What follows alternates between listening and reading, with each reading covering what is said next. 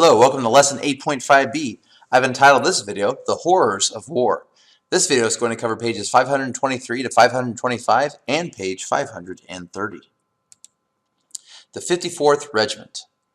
Now, this first paragraph we've actually read before in the previous video, but I didn't want to read the last two paragraphs because then that would have given away the end of glory. So we're going to review this first paragraph. One of the most famous African-American units in the Union Army was the 54th Massachusetts Regiment. The 54th accepted African-Americans from all across the North. Frederick Douglass helped recruit troops for the regiment, and two of his sons served in it. On July 18, 1863, the 54th led an attack on Fort Wagner near Charleston, South Carolina. Under heavy fire, troops fought their way into the fort before being forced to withdraw. Almost half the regiment was killed. The courage of the African-American regiments helped to win respect for African-American soldiers. Sergeant William Carney of the 54th Massachusetts was the first of 16 African-American soldiers to win the Congressional Medal of Honor in the Civil War. Secretary of War Stanton said such Union heroes had, quote, proved themselves among the bravest of the brave. Question number 1. What were the results of the attack on Fort Wagner by the 54th Massachusetts Regiment? Well, in the negative result would be that they didn't take the fort and that over half the regiment died. The positive of the attack on Fort Wagner is it showed just how brave African-American troops were going to be for the Union in the Civil War. And that's pretty cool because they helped us win the Civil War. And in that reason alone, the Confederacy was already under manpowered, but now you throw in African-American soldiers who have a reason to fight in the Civil War for freedom. And this was just too much for the South to be able to overcome. An opportunity for freedom. Despite enslavement, many African Americans in the South contributed to the Union cause. To weaken the South's war effort, they worked more slowly or refused to work at all. They knew that when victorious Union troops arrived in their area, they would be free. Thousands also took direct action to free themselves. Whenever a Union army moved into a region, enslaved African Americans fled across the Union lines to freedom. By the end of the war, about 1/4 of the South's enslaved population had escaped to freedom. Question number 2. How did African-American slaves in the South try to weaken the South's war effort? Well, some would either work more slowly or maybe refuse to work at all. Some might try to escape to freedom once they saw the Union Army in the area. Question number 3. By the end of the Civil War, what had happened to 1/4 of the South's enslaved African-Americans? They had escaped to freedom. The horrors of war. On both sides, most soldiers were under the age of 21. As the death toll rose, age restrictions for soldiers were relaxed. The South drafted boys as young as 17 and men as old as 50. Boys learned to stand firm as cannon blasts shook the earth and bullets whizzed past their ears. Question number 4. On both sides, what was the age of most of the soldiers? Most of them were under the age of 21. And question number 5, as more death occurred, what drastic measures did the South take with its draft? Where they were willing to draft boys as young as 17 and men as old as 50. Here we see the names given to both of the soldiers we saw in the North. They were called Billy Yank, and if you know anything about baseball, that's where they get the Yankees. And in the South, Johnny Reb, short for Rebel. So Billy Yank versus Johnny Reb. Notice blue uniform versus gray and sometimes brown uniforms. Here we see a pie graph showing what did make up the typical fighter. Well, as you can see, overwhelmingly, nearly half of the soldiers' occupation was farmer. About 1/4 of them were mechanics, and 16% were laborers. Soldiers drilled and marched for long hours. They slept on the ground even in rain and snow. Often their clothing was inadequate and uncomfortable. Many soldiers had no shoes, particularly in the Confederacy. Question 6, listing some examples of why life for Civil War soldiers was tough. Well, they often had to march for long hours. They were constantly drilling. They had to sleep on the ground, even in bad weather. Their clothing was often not enough, inadequate. It was uncomfortable, and many had no shoes. Furthermore, for the life of the soldier, and I took this clip from the old textbook, it talked about many wrote about their boredom, their discomfort, their sickness, their fear, and their horror. So those are 5 things there that you could answer for question 6. Another tough part of the life of a Civil War soldier was that of hardtack. Hardtack was something that the soldiers ate. It's a cracker slash biscuit made from flour, water, and salt. The advantage of hardtack to feed the troops, it's cheap and it lasts a long time. Other names for hardtack included, and these are fun names, dog biscuits, tooth dullers, sheet iron, worm castles, or molder breakers. And with insect infestation common in poorly stored war materials, soldiers would break up the hardtack and drop it into their morning coffee. This would not only soften the hardtack, but the insects, mostly weevil larvae, would float to the top and the soldiers could skim off the insects and resume consumption. Yikes. Here we see what might be in the hardtack if they weren't careful. Just gotta skim those bad boys off and move on with your hardtack. Yummy. Outdated military tactics contributed to heavy casualties. For example, soldiers attacked in straight lines or bunched together. This made them easy targets for artillery and rifle fire. And this gets us to question 7. Why did the outdated military tactics cause a lot of Civil War soldiers to suffer heavy casualties? Because they often fought in straight lines or bunched together, which is going to make you easier to hit with an artillery shell. Modern war technology. New technology added to the horror of war. Cone-shaped bullets, pictured here, and guns with rifling, shown and illustrated here, or grooves cut into the inside of the barrel made rifles twice as accurate.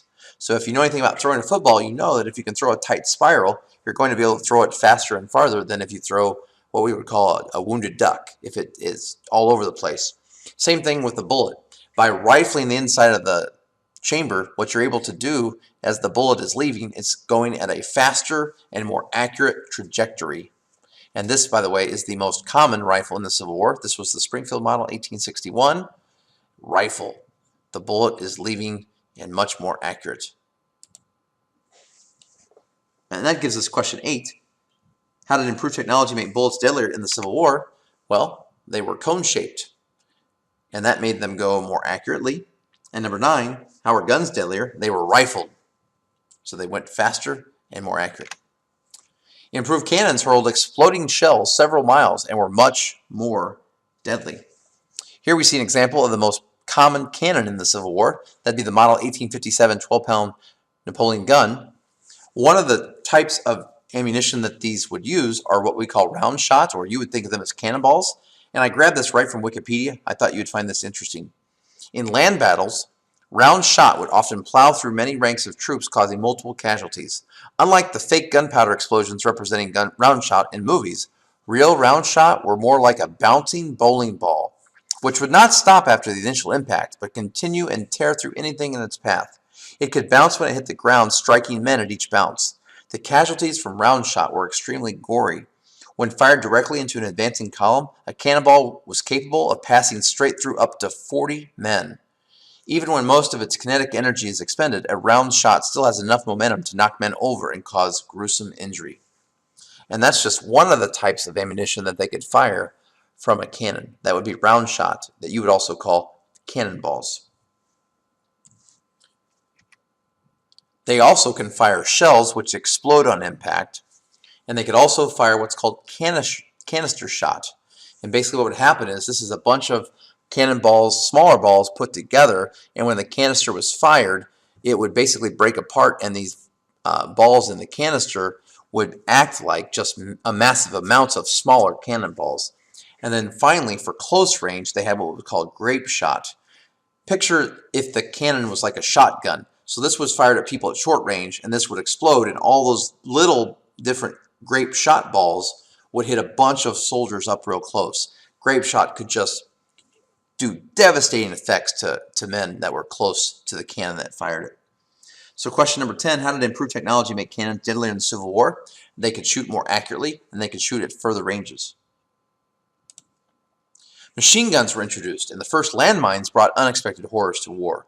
Not surprisingly, soldiers began for the first time to dig trenches to escape gun and artillery fire.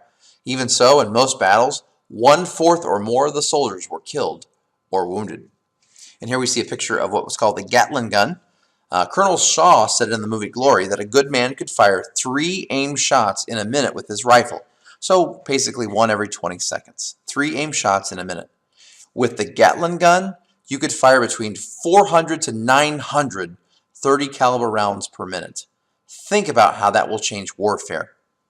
And then you also have landmines that added more devastation and death to the Civil War. So question number 11, what were two new military technologies that also added to the deaths in the Civil War? Machine guns and landmines. Technology also brought the horror of modern warfare to civilians. Photographer Matthew Brady and his team of 20 battlefield photographers recorded the Civil War as had never before been done.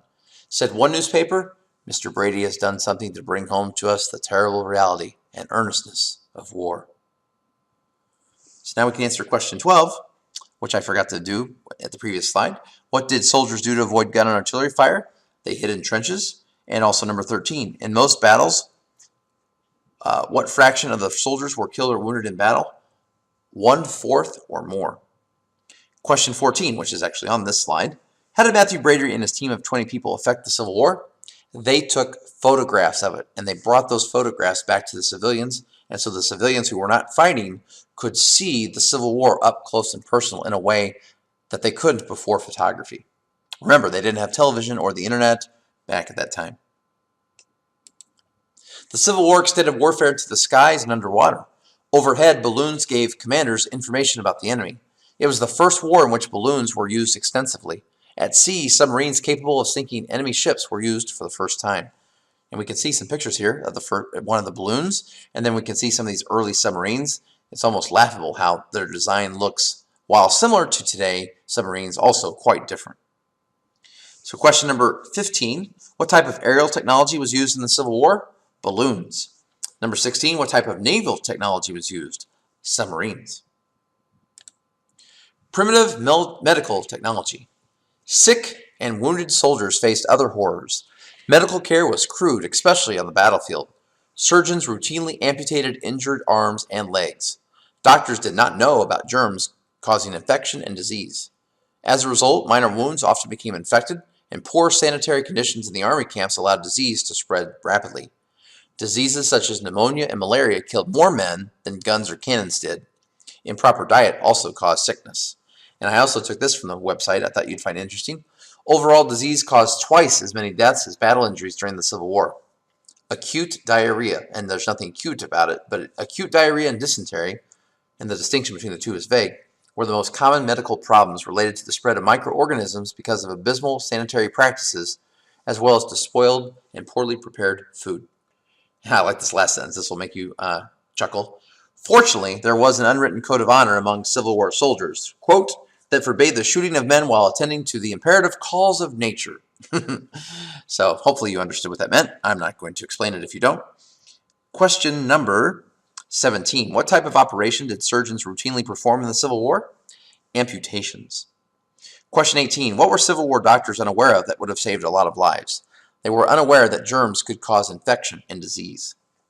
Number 19. What would often happen to minor wounds? They would become infected.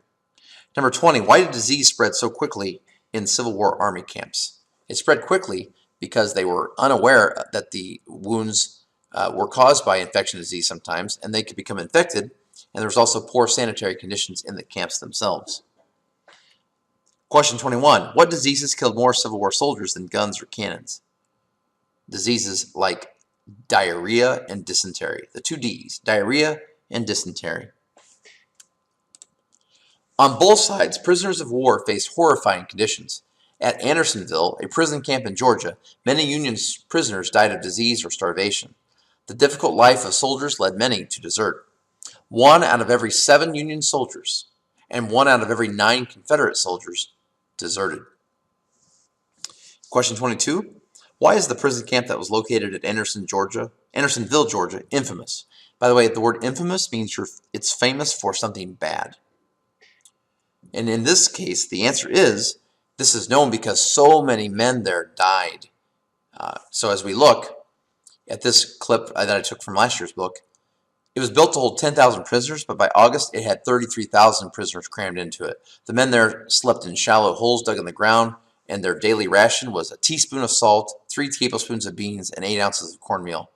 They drank and cooked with water from a stream that also served as a sewer. Let that just sink in for a moment. and almost 13,000 of the prisoners that lived there died there, mostly from disease. And this is a picture of an example of a person who suffered in that camp.